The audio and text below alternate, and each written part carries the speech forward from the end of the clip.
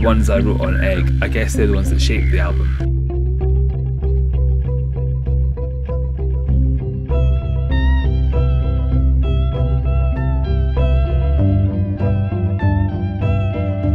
It's not like an OCD thing, but I wanted them to balance. So there's 10 tracks on both, and there's some songs that deal with similar themes, counterpart to the songs on the first album.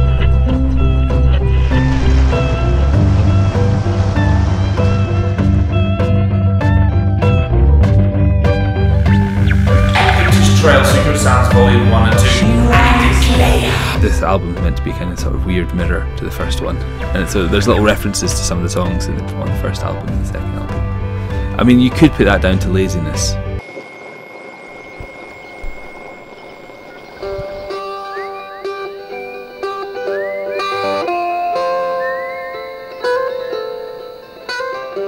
I'm not big on cities, they kind of freak me out a little bit. And I enjoy playing them, and I think with touring you kind of get to see so many different places, and you're only there for like a short space of time, and you get to enjoy it a little bit as a tourist, and I quite like that.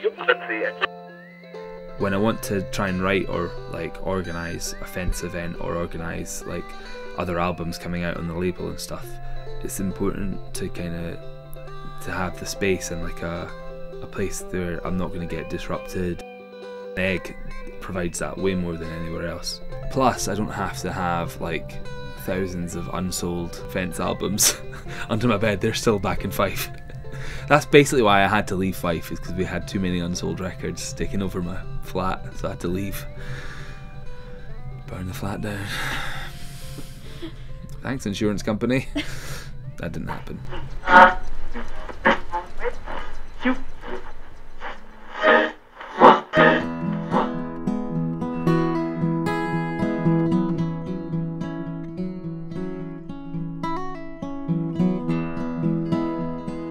To the edge of town, I ride my bike to the sea.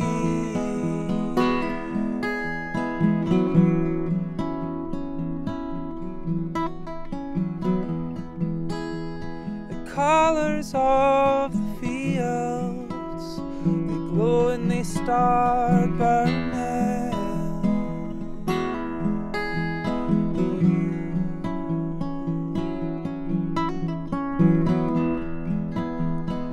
Calling in the cows, the horses and the sheep.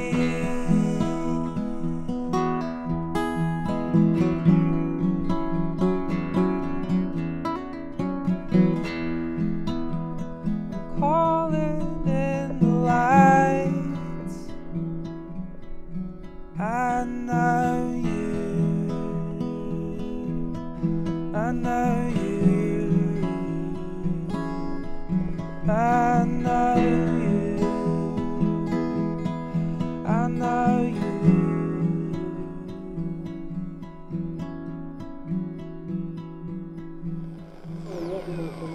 If I was the sun. Working with animals. I know. There's something about working with animals that they're just like, they don't give you any shit. They're not like bands. It's amazing how much like it makes you feel a wee bit more human.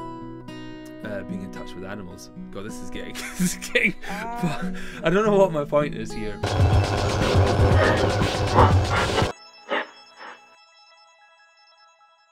Let's just end that now. Ask me a question about my life.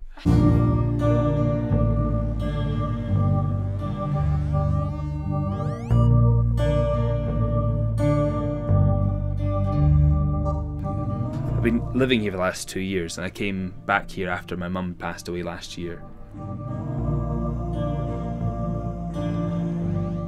I found her when she actually passed, and she still had her eyes open, and they were all like properly crystallized, and like the eyelashes were all kind of stuck together, kind of like it was like a sort of weird crystal spider in a weird way.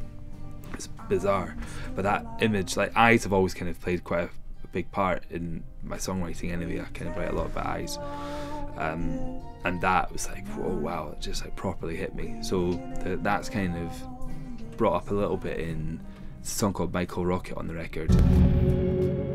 How long am I in your eyes? Pull them out of the socket. Being in social situations a little bit, and then finding yourself isolated from them a little bit, and kind of thinking about, well, for me in that instance, thinking about her eyes and kind of being trapped in that thing, and not being sad about it, but just being kind of mesmerised by it a little bit.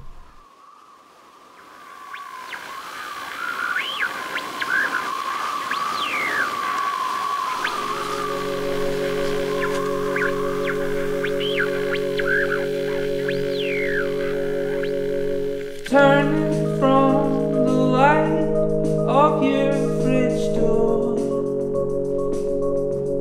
you see it shine over my frame, not on the lines on my face,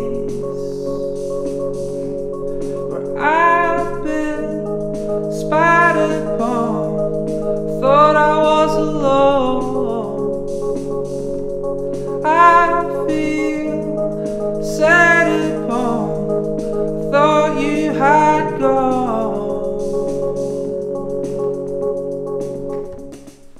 Eigg really did shape the album, even though not all the songs are written here, in the same way that kind of Fife shaped the first album, even though half the songs weren't recorded in Fife.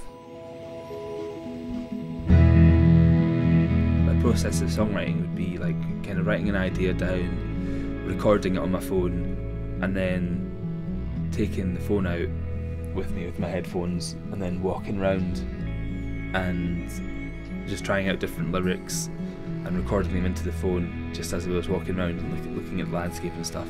If anyone saw me, it must have looked quite weird. Just doing the bobble hat, walking around just like talking into his phone like a... Yeah, note to self, must do the lawn. In my head I kind of knew what the record was going to sound like before I recorded anything. And because of that I was kind of a bit scared to record the songs, because I kind of thought, alright, well, I don't know, it has to sound this specific way. My friend Sweet Babu, big fan of the stuff that he'd recorded, I said to him, you know, I really like what you do with recording, would you want to come up to Eigg and help me try and visualise these songs?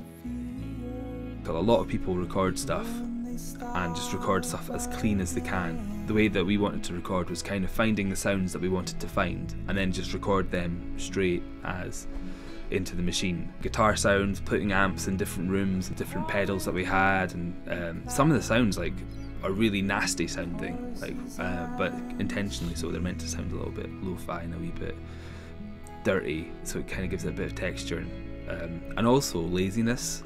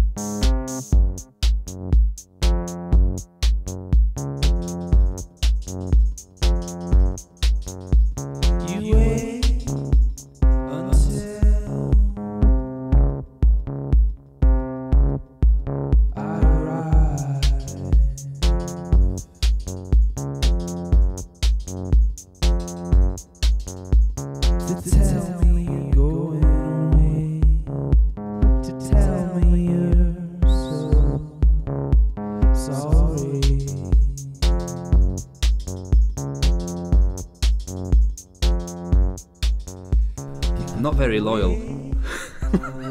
I've been kind of seeing another band. I don't know how to break this to you. I've done a lot of touring with some members of a Fence band called Eagle Owl.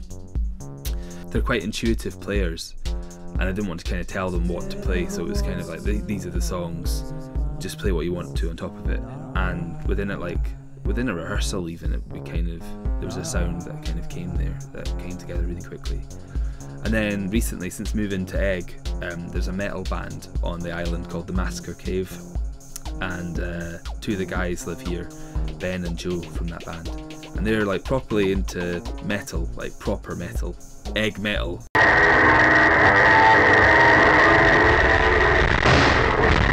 It's heavy stuff, but they're also like, they've got such a wide taste in music, and we've worked out our own arrangements now for the songs, and I want to tour a lot more with them next year as well.